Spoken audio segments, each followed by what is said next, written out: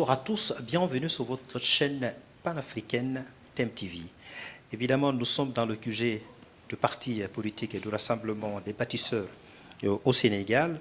Par la suite, le journal a décidé de porter sa candidature à l'élection présidentielle qui se tiendra le 12 avril cette année 2025. Étant le candidat du rassemblement des bâtisseurs, s'il réussira à briguer la magistrature suprême, va-t-il instaurer la rupture totale, ce que les Gabonais et les Gabonaises attendent de lui par rapport au régime précédent? Et pour parler justement de cette rupture, nous avons donc décidé de recevoir au sein de ce QG-là M. Jean-Paul, coordinateur justement du rassemblement des bâtisseurs au Sénégal. Bonsoir monsieur. Bonsoir. Merci de nous avoir reçus dans votre QG. Merci. Alors, disais-je tout de suite, votre candidat, pour lequel vous menez la campagne tout récemment, il a décidé de proposer un projet de société, un programme pour les Gabonais, pour lequel il a décidé, à la différence du régime précédent, d'instaurer une rupture totale. Est-ce que vous croyez justement à cette vision-là? Merci beaucoup. Je voudrais dire merci à TEM-TV qui nous fait l'honneur donc de cette visite. Maintenant, pour revenir à votre interrogation, ou du moins à votre question, oui, il y a une rupture dans le système judiciaire et système administratif qui sera faite et qui a d'ailleurs commencé. Le président candidat Brice Clotaire Oligui Nguema a insisté ou insiste sur une nouvelle gouvernance, qui est fondée sur la transparence pour pouvoir amener les Gabonaises et les Gabonais à s'appuyer sur une autre façon de faire. Et c'est alors que cette rupture donc sera, je disais, elle sera judiciaire mais aussi administrative. Donc c'est ce qui est fait, et vous vous rappelez qu'il y a, avant qu'on en arrive là donc aux élections qui se passeront donc le 12 avril 2025, il y a eu donc cette nouvelle constitution qui a été mise en place, qui a vu l'adhésion de tous les Gabonais. Pour une première fois, tous les Gabonais ont contribué à la rédaction de cette constitution. Il y a eu un nouveau code électoral sur lequel toutes les élections vont pouvoir se tenir. Et donc, c'est déjà une rupture avec ce qui s'est fait de par le passé. Aucun de nous ne se souvient que les constitutions qui sont passées ont été l'apanage de la contribution de tous les Gabonais. Alors, la rupture dont vous parlez, est-ce que celle-là va se refléter dans le secteur judiciaire quand on sait que, de par le passé, ce secteur-là ne se portait pas bien? C'est exactement ce qui va pouvoir se faire. Si vous avez suivi, ou du moins si vous suivez le président candidat Brice Clotaire Oligui Nguema, à l'une de ces étapes, la question lui avait été posée concernant un compatriote qui se trouve en détention, et il a exactement répondu ceci: il n'aimerait pas, sur la base de la nouvelle constitution, se mêler des problèmes de la justice, et qu'il laisserait la justice agir, la justice suivre son cours, et que à l'issue donc des jugements, les intéressés seront soit condamnés ou acquittés. Donc il y a effectivement cette séparation entre la justice et le pouvoir, j'allais dire le pouvoir, le président de la République. Insister sur la rupture, est-ce que justement celle-ci va se traduire dans le secteur administratif, quand on sait que, de par le passé, l'administration, pour accéder à l'administration, pour accéder aux services publics, il y avait une certaine lenteur à ce niveau-là? Exactement, ça va se traduire également sur le secteur, sur tous les secteurs.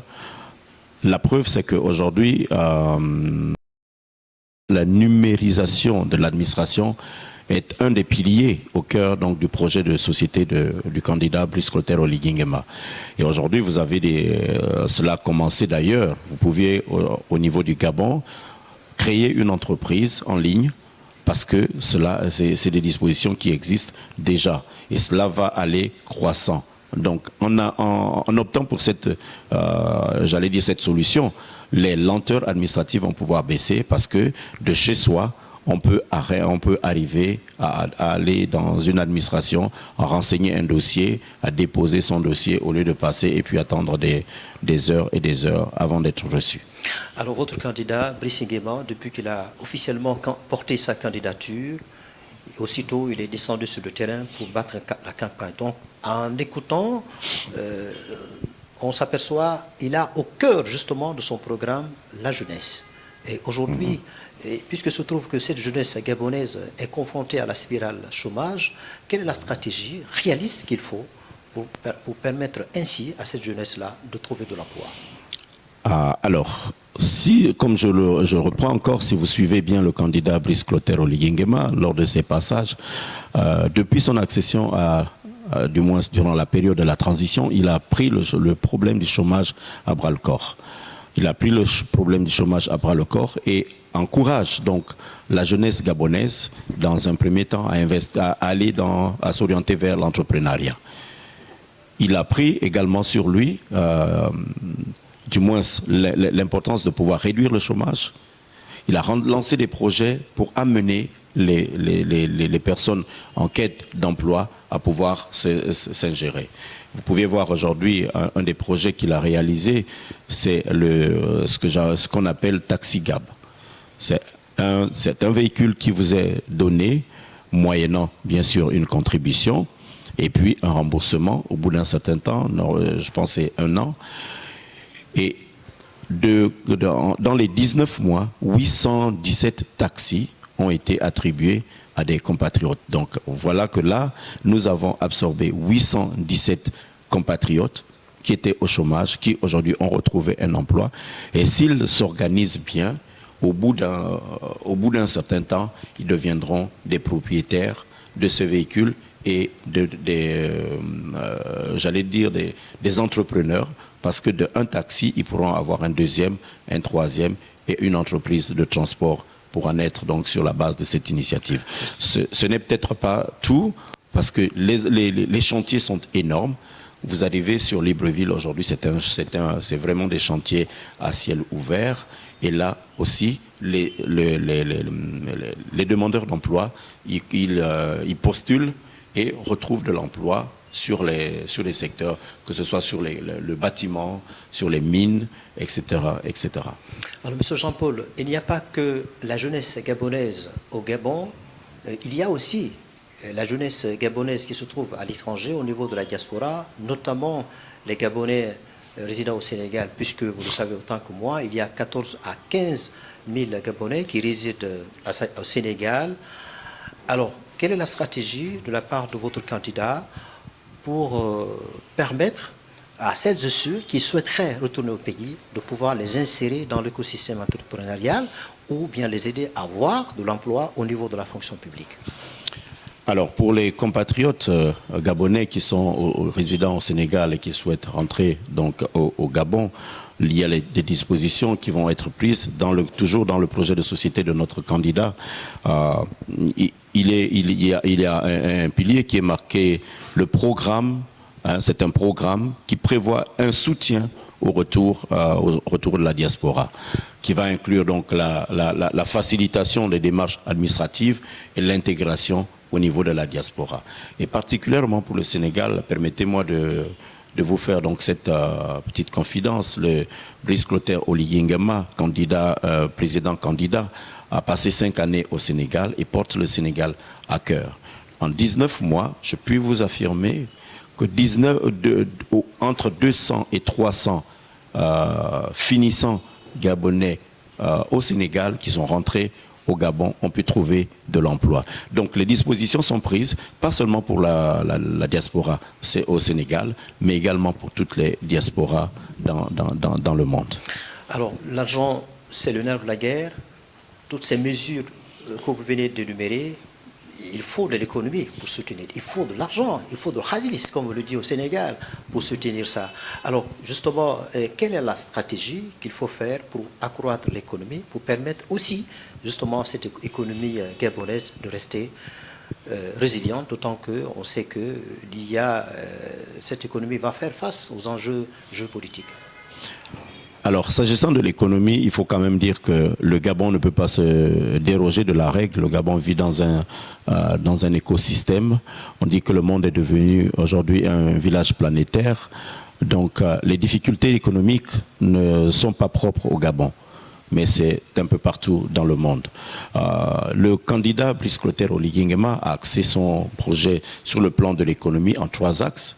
Dans un premier temps, c'est la réappropriation de la souveraineté économique. Qu'est-ce que ça veut dire? Il a commencé par, c'est un processus qui a commencé par le rachat de certaines entreprises, dont Assala, Tulle Oil, etc. Sachant qu'une fois achetées ces entreprises, tous les métiers qui gravitent autour de l'entreprise, de l'extraction du pétrole, vont être la propriété, ou du moins l'apanage des Gabonais. Et donc là, ça va contribuer donc à absorber le chômage. Il y a également la création d'entreprises, entreprises publiques, entreprises privées. Il y a quelques années, le Gabon n'avait plus de compagnie aérienne. Aujourd'hui est né Fly Gabon, qui est une compagnie aérienne qui a commencé à faire du local et du régional, qui, dans très bientôt, va pouvoir faire elle va aller sur le plan international. Il y a également la diversification, qui est le soutien à la transformation locale des ressources. Les ressources bois, ressources manganèses, donc toutes les ressources donc, agricoles qui sont produites au pays, et cela va générer énormément d'emplois. On parle d'environ 30 000 emplois. Et le troisième axe, c'est la résilience, qui est l'investissement massif, on va dire, sur les infrastructures, sur les routes, sur les logements, et les créations de pôles agricoles, comme cela a bien commencé, et bien d'autres. Alors pour terminer, dans le volet de l'économie, vous avez évoqué un aspect très important, l'exploitation de pétrole, de cette manne pétrolière. Alors on a eu, justement, ça n'a pas eu, ou quasiment pas eu, un impact positif sur la vie des Gabonais. Comment expliquez-vous cela? C'est justement, je pense que cela a trait à votre première question qui parlait de rupture.